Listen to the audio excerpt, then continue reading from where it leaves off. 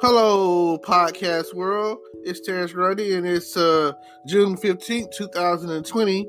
It's 9:58 a.m., and I'm hitting you off with another morning motivation.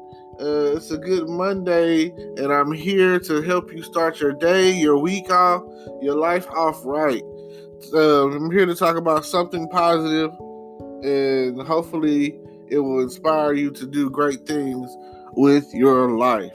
And today I'm going to talk about time. Use your time wisely. Today is a day that can't be replaced. Like, once time is gone, once you missed it, once you slept on it or slept in on it or whatever, please try to get in some sort of routine of doing something. Take action today, because tomorrow is not promised. You never know what you do today, what fruits and prosperity of from your works and labors will come from that. And every day, try to do something positive. Try to keep a positive mindset. Stop indulging in such negativity and negative acts. I mean, do something that will bore fruit.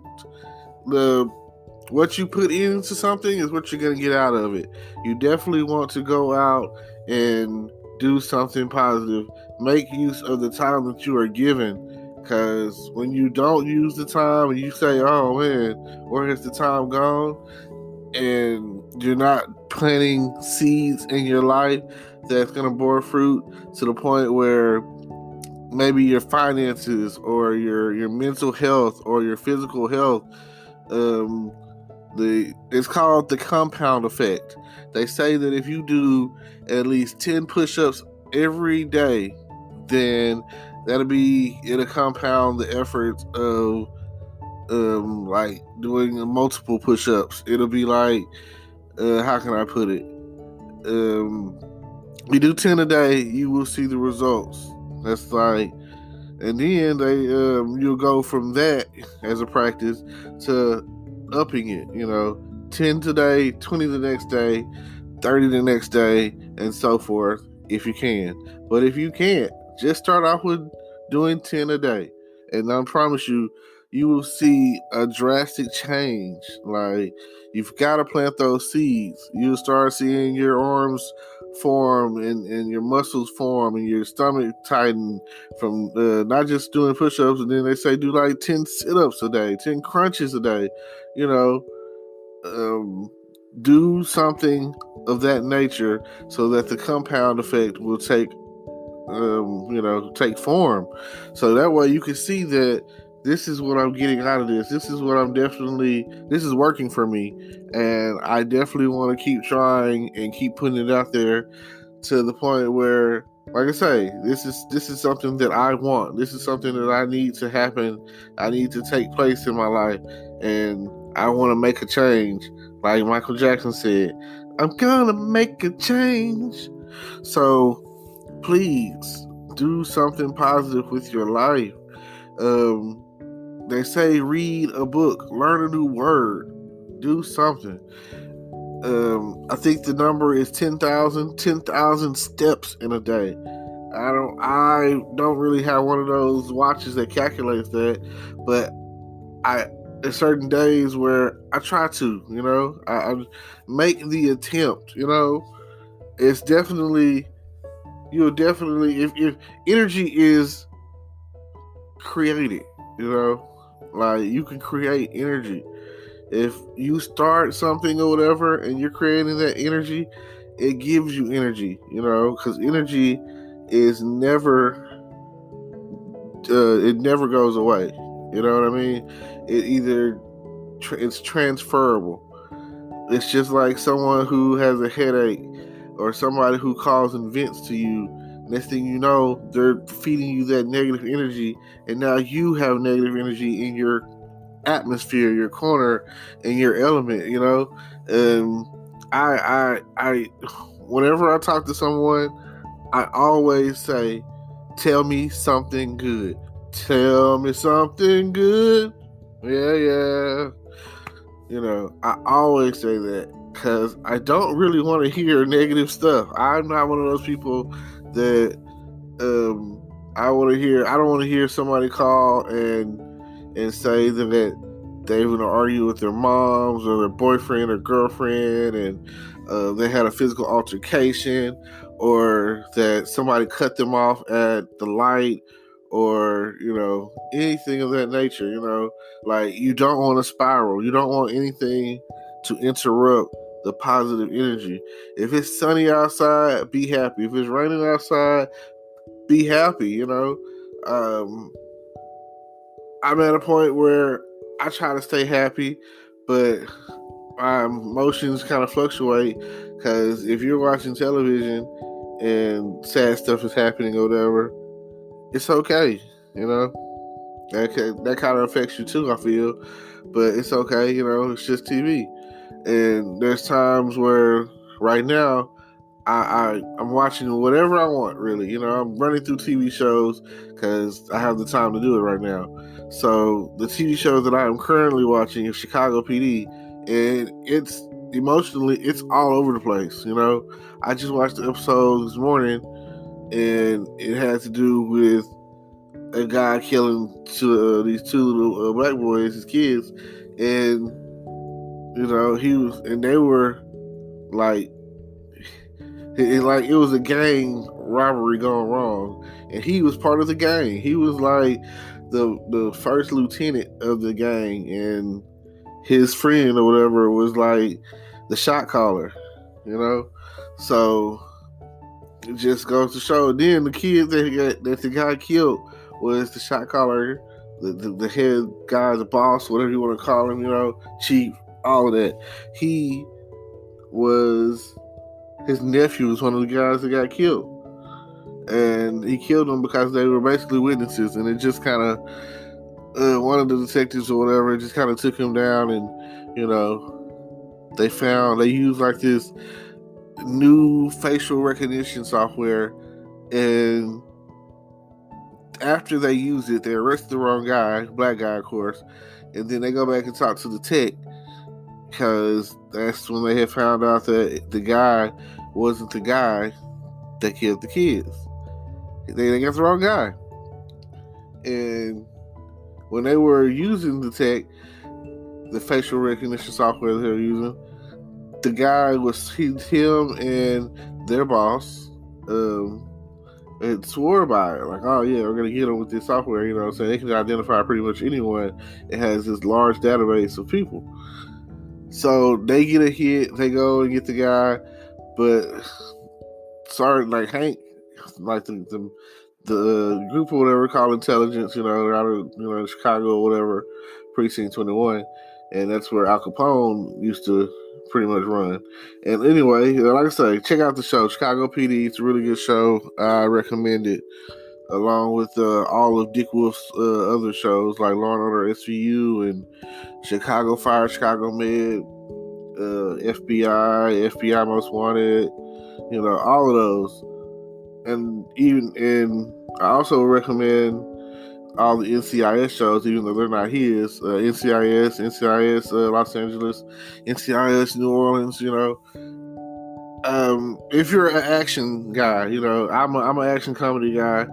I like to see the good guys go after the bad guys. That's what I like. You can say what you want about the police, but at the end of the day, who you gonna call? If someone was to get killed in your family, and you want to catch that person, you're gonna call the laws. You're gonna call 911.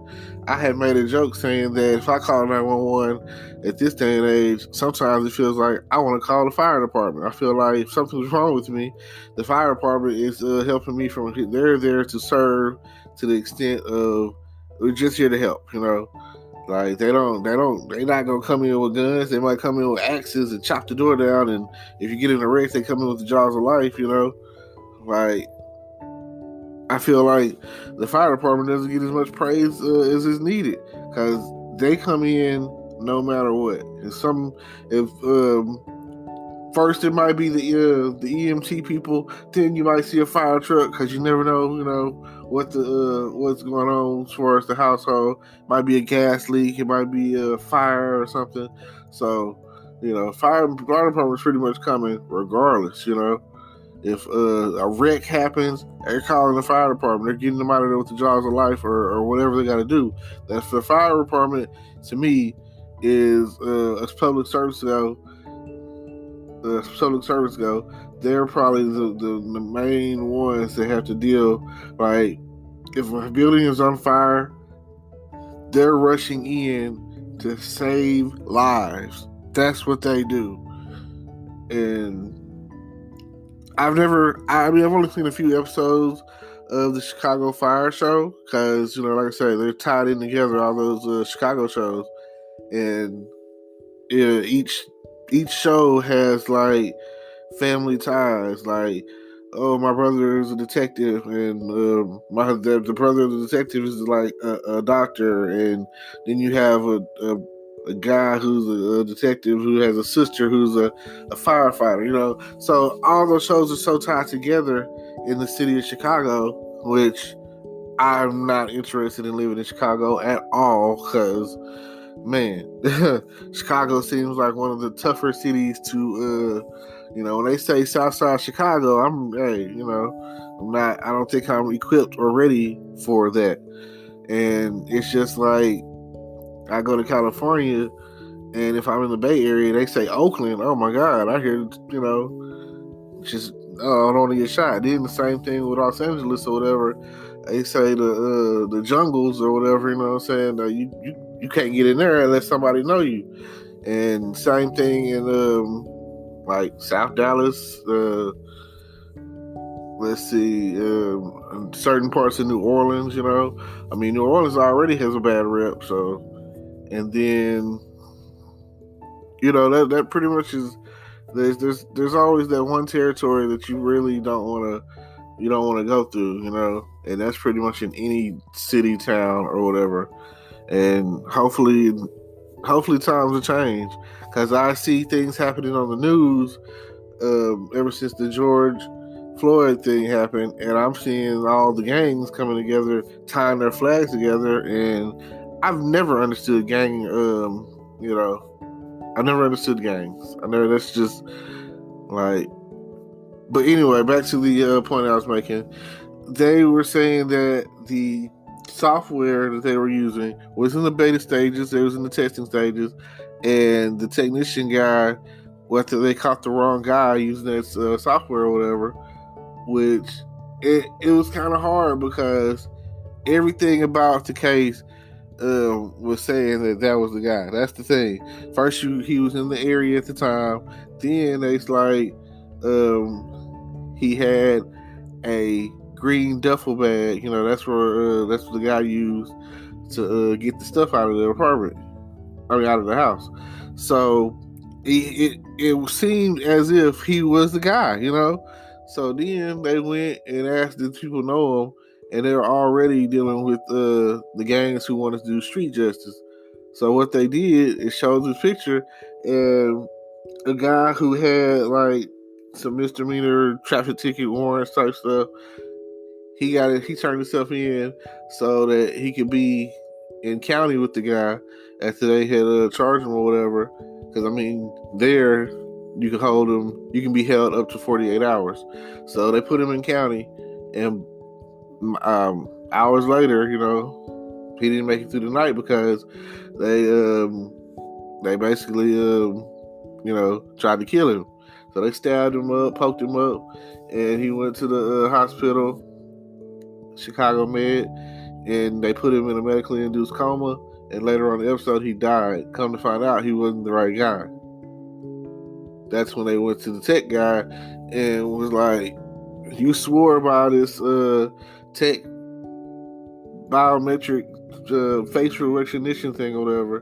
Come to find out, he was like, well, it has been known to give false positives, especially in the cases of the African American community. He was like, for blacks or whatever, it doesn't work as well. And he was like, the worst part about it is That's because it was designed by white people, white guys, who did all the algorithms and all the research and, put it all together and all of that. And he was like, the worst part about it is the darker you are, the less likely it will work. He was like, we're still in the beta stages or whatever, so that's like 6 months to a year out before we get everything, all the kinks worked out. And like I say, Sergeant Hank Voigt was really mad because he was like, you swore by this, I was against it to begin with, but you guys swore by this, so especially, we're using this on the exact type of person that you're telling me that it's not going to work on. Like, well, what the heck is that? So they had to go back and dig deeper in the investigation, and come to find out, the guy was one of the gang's own people. And when they identified that guy, he went to his boss, and his boss was like, well, what are we gonna do, because they discovered that the other guy was innocent because he was like a crackhead, and he was like at one of his old friends' house, passed out on the couch after smoking or something like that. And at that time or whatever, during the time frame of when the robbery / murders took place. So it just, like I say, shit hit the fan. It just hits the fan, goes everywhere. So he goes back to talk to his boss and talks about what are we gonna do? We've already, like, this guy's dead because of us, and he wasn't even the right guy. So then he goes and he talks to Hank goes and sets it up to where they get street justice. And in some cases or whatever, that's just about as good as it's gonna get. That's probably better than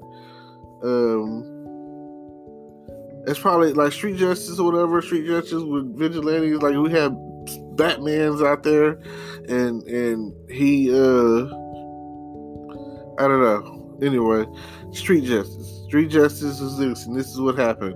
He talked to the head guy and told him, well, first he told the lieutenant guy who actually did it that, oh man, it's one of y'all's people, you know what I'm saying, watch out.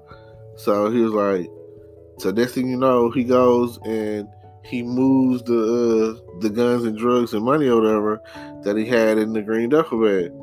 So he moves it, puts it in the trunk.